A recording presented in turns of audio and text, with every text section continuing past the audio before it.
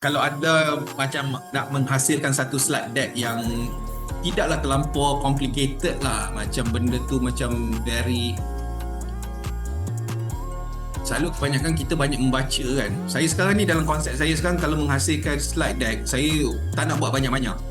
Saya akan buat jenis satu sekeping saja, pum, dalam tu syarat. Lepas tu saya akan gunakan teknik, saya akan zoom certain portion lah dalam tu. YouTube ada maximum length ke notebook boleh? Saya rasa saya tengok dalam 2 jam boleh lagi dia proses benda tu.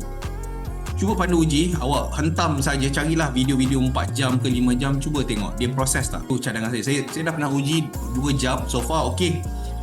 Bertindak cemerlang lah pada pandangan saya lah.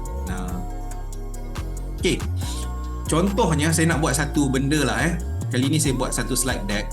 Ini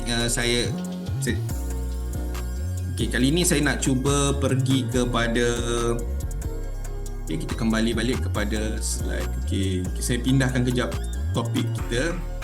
Kali ni nak pakai dalam Gemini.